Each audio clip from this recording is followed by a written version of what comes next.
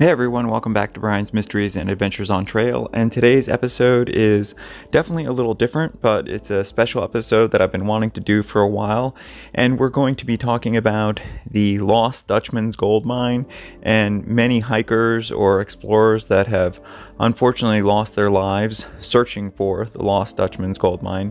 Now, the mine is supposedly located in near the Tonto National Forest, This was set aside about 292 acres in 1977, specifically for this particular park.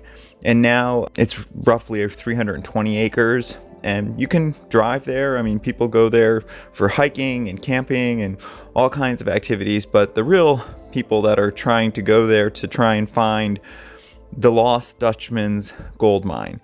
And basically, the legend is about a man who was supposedly a German immigrant named Jacob Waltz, who lived between 1810 and 1891, who apparently discovered this mine in the 19th century but kept its location a secret. The word Dutchman was a common term for German during the time, and that's why I guess it's now referenced the lost Dutchman's gold mine. It's probably the most famous or notorious, whatever you want to call it, lost mine in history. It is located in Arizona, or supposedly located in Arizona. Now, the original story involves two men, Jacob Waltz and Jacob Weiser. Now, some of the authors that have covered this story argue that there probably was never a second man. In any event, Waltz over the years was a miner who had moved there, and he had located apparently this really rich mine in the Superstition Mountains. In most versions of the story, Jacob Waltz located this rich gold mine, and then apparently he was either being rewarded by a member of the Parata Indian family, or he was either attacked and wounded by an invading Apache army, but he survived long enough to tell a man named Dr. Walger about the mine.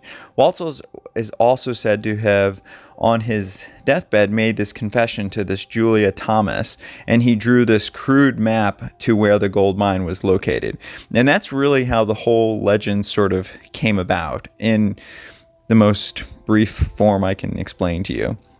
After Jacob Waltz passed, they found a huge number of gold nuggets valued at thousands of dollars in that money's time. So it was a lot of money in gold nuggets under his bed, which only solidified the notion that he had found this extreme mine and he had been slowly bringing back the gold. But really, it was the passing of an amateur explorer and treasure hunter named Adolf Ruth, where the lost Dutchman's mine really got its foothold in Arizona history and kind of like took shape. And this guy Ruth, he disappeared while searching for the mine in the summer of 1931. Unfortunately, only his skull was found with 2 holes in it identified as bullet wounds. Now, this was recovered about 6 months after he vanished, and of course this story made national headlines, and of course it sparked nationwide interest in this lost Dutchman's gold mine. So the story goes, in 1931, Ruth set out to locate the lost, at the time it was called the Peralta mine, and he traveled to the region. He stayed several days at a ranch. He was actually repeatedly asked by this guy named Barkley to abandon the search for the mine because the terrain of the Superstitious Mountains, was so treacherous, and even for an experienced outdoorsman, it would be very difficult. And at the time, this guy Ruth was 66 years old, and this guy Barkley was telling him, look, it's, the heat of the Arizona summer is going to kill you. Please don't go out there. Even if you find it, you're not going to be able to make it back. Of course, as many of you have guessed, Ruth ignored Barkley's advice, and he went out for this 2-week adventure into the mountains trying to find this lost gold mine. Well, unfortunately, he never returned, and then in December of 1931, the Arizona Republic reported an incident, and they received discovery of human remains in the Superstition Mountains. Of course, at the time, they didn't have the type of DNA technology that we have today, but they did determine that it was Ruth's skull, and it was determined by this guy named Alice Friedrich. I'm sure I'm pronouncing that wrong, so I apologize. But he was a well-respected anthropologist, and he was given a lot of photos of Ruth and dental records and all that kind of thing. And they positively identified the remains as Adolf Ruth. And then they further stated that after examining the holes in the skull, that it appeared to be a shotgun or high-powered rifle that had been fired through at almost point-blank range. So obviously, everyone at this point was like, okay, well, there's something guarding this. This is obviously real. So that's really what sparked the imagination and intrigue to most people, because they said, well, why would somebody do this if there wasn't something to guard or something to protect? This wasn't helped by the fact that in January of 1932, human remains were discovered about 3/4 of a mile from where they found Ruth's remains. Now, these remains had been scattered by like animals and whatnot. They obviously, after some consideration and taking into account where they had been found, they were determined to be Ruth's. And of course, they also found a lot of Ruth's personal effects at the scene, including his weapon. And ironically, it wasn't missing any shells, so they found that to be kind of weird. So obviously, he didn't try and protect himself. And apparently, according to the metal pins used to mend his broken arms were still there. So it looked like he had been injured before he actually passed away. But of course, you know, as the legend goes, the map that he was supposedly carrying wasn't there. But ironically, his checkbook was recovered at the scene, and it had supposedly, again, this is supposedly, contained a note written by Ruth himself where he had claimed that he had discovered the mine. He gave detailed locations to directions to where to find it, and he ended this note with this very famous phrase, Venini Vidi Vici, which is Latin for I came, I saw, I conquered.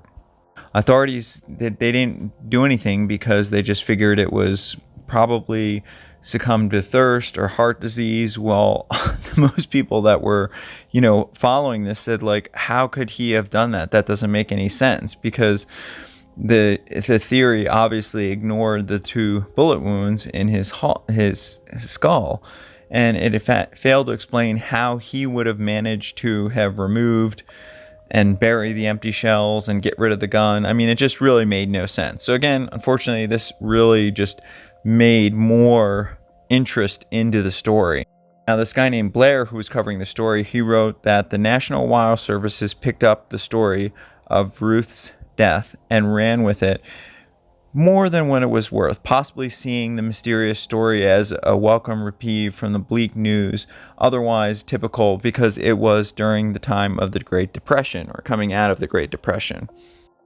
Unfortunately, that was only the first of many recorded remains found. In the mid-1940s, they found the remains of a headless prospector named James A. Cravey, who was discovered in the Superstition Mountains.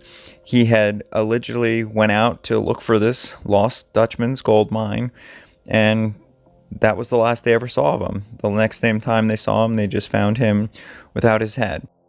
Unfortunately, these type of occurrences just kept happening over the years. And then in early December of 2009, this guy named Jesse Capon, he was 35 years old.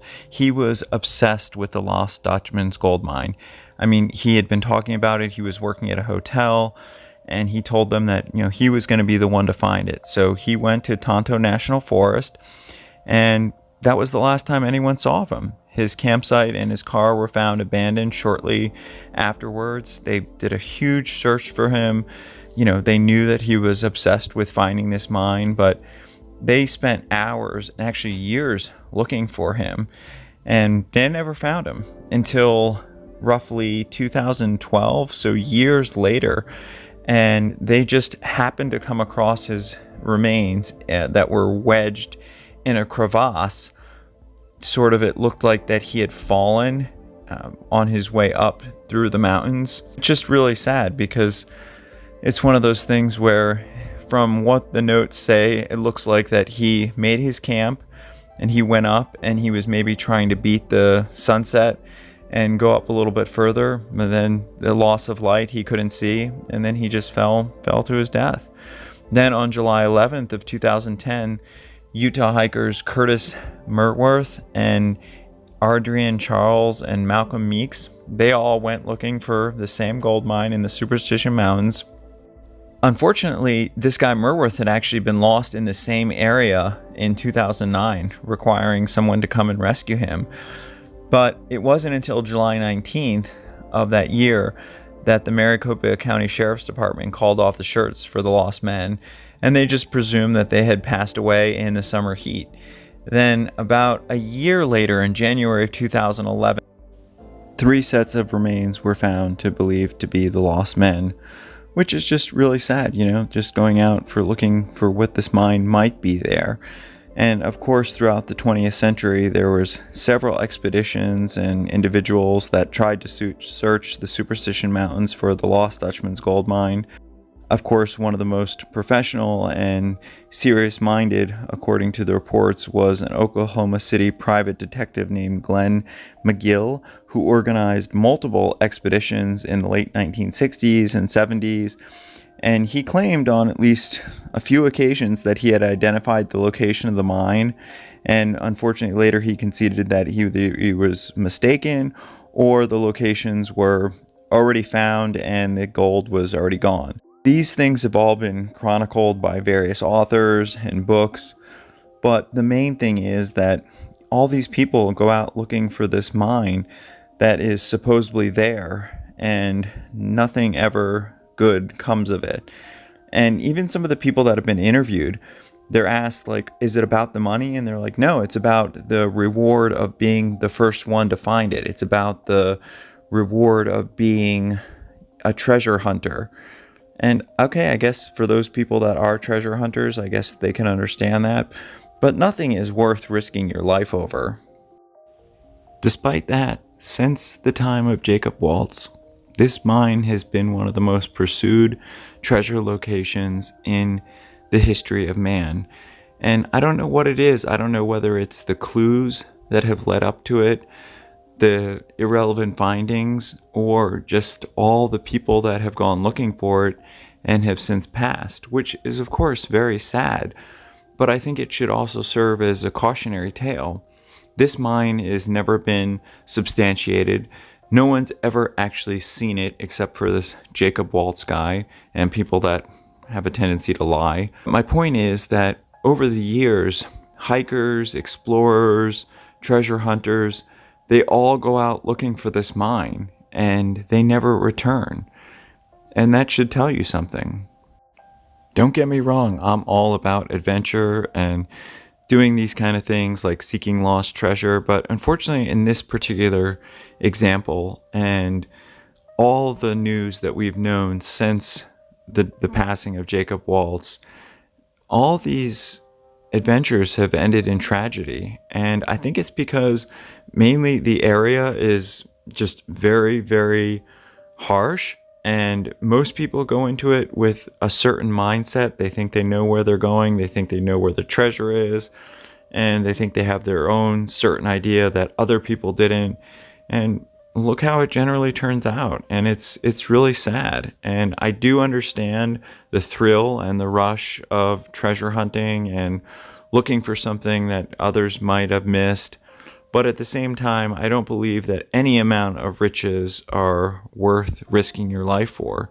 And I think that if anything, this case can show us that it's that old adage, looking for riches and things like that can end up costing your life, because it's just not worth it. Even if you have the best intentions, even if you've studied these mountains and you think you know everything about them. And hey, I'm not trying to stop anybody from pursuing their dreams. Like I said, I'm a big adventurer and I think adventure is awesome. But in this particular case, I think that unfortunately over the years, the story has become so jaded that we really don't know what is true and what isn't true. What we do know is true is all the fatalities that have occurred because people went looking for this lost Dutchman's mine. Jesse was a perfect example. He spent years and years of his life researching and studying this mine, and he was sure that he knew the location. And he went out there. I think he only told a few people where he was going, and he didn't even make it a day or two. And that's just sad, because obviously his intentions were good. He was trying to find hidden treasure. He had been working at a hotel. He probably thought he could improve his situation. I don't know. I'm just restating what I've read in reports. But like I said, nothing is ever worth your life. And I know that the Arizona Department of State, they've enacted certain rules so you can't dig there in certain areas anymore to try and deter people from coming out and, trying to find this treasure. I know they've put out a lot of press releases and stories to try and, again, deter people from going out and searching for the lost Dutchman's gold mine, because aside from the few clues that we do have, we really don't know anything. And however you want to look at it, whether you want to look at it, these people died doing what they loved.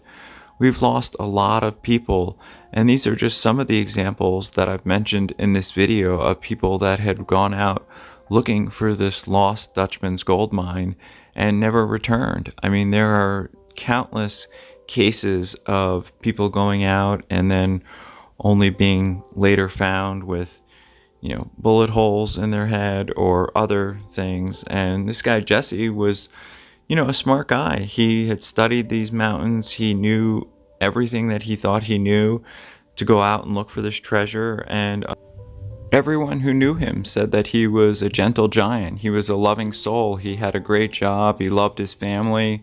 And yeah, I understand that there's passions in us, and sometimes we want to reach out for those passions. But unfortunately, it ended badly for him. And it's sad because it could have been avoided. And I think that unfortunately, because of over the years, how the information has been so skewed and so jaded, and it's kind of like the game of telephone. It just keeps getting changed over and over, and you never really can differentiate what's truth and what's not truth. The Superstition Mountains name got its name inspired by the Pima Indian legends. However, way before that, they were said to be inhabited by the Salado or the Hohokam Indians. But then in the 1800s, the Apaches became the stronghold in that area. And, it's then in the 1840s, the Peralta family of northern Mexico supposedly developed this rich gold mine in the Superstitions. And their last expedition to carry gold back to Mexico occurred in 1848. Now, this is all according to the legend. Of course, the party was ambushed by the Apaches. There was a big war. And again, this is all just part of legend, but now there's people that actually believe that there are people up there guarding it. There are still people up there guarding it. Over the years, there have been numerous maps that have surfaced only to then be lost or, changed by other people. Then there's been men who have claimed to have found the mine, but then were unable to return to it because some disaster occurred or they couldn't find it again. The only thing that we know is in 1870s, Jacob Waltz, the Dutchman, was said to have located the mine, and with the aid of some of the Native Americans, he made friends with them, and he worked the mine, and he just hid it from people because he wanted to keep it a secret. And eventually Jacob Waltz became ill and he moved to Phoenix. And this was 20 years later in 1891 when he supposedly wrote this map and described the location to Julia Thomas, who was a neighbor who was taking care of him, in his failing health. And honestly, she and a bunch of other people, they all went out looking for the mine, and nobody has been able to find it. And like I said, so many versions of the story exist. It's hard to know what's fact and what's fiction. And unfortunately, a lot of people have lost their lives going after this mine. And still to this day, there are people that are dead set on going out and finding the lost Dutchman's gold mine. So, I'd be interested to hear what you guys have to say, and my thoughts and prayers go out to all those that lost their lives trying to find this hidden gold mine. And I guess just to use this as a cautionary tale in a sense, but also just to remember those that have lost their lives trying to find it. I want to thank everybody for watching, as always, and please be respectful in the comments if you choose to leave them. I know this is a big topic, there's a lot of information, so I just tried to give you the broad strokes of it. Special thank you to co.ag for providing the background music, and I'll see everybody in the next one. Take care. Hey guys, thanks for sticking with me till the end. And like I said, I know that there are so many different versions of this story. There are so many different aspects of it and things that have been rewritten throughout history. So I was just trying to give you the basics, not just the basics, but people that have actually lost their lives trying to find this mine, and just to show you that, you can't base the information on just something that, you found in an article or something like that, because over time things get changed and we really can't determine what is fact and fiction. And so many people, so many authors and writers, people that have lots of skill have written about this and studied this, and we still don't know the exact location of the mine or if it is even there. Anyway, thank you so much for watching, and I'll see you in the next one. Take care.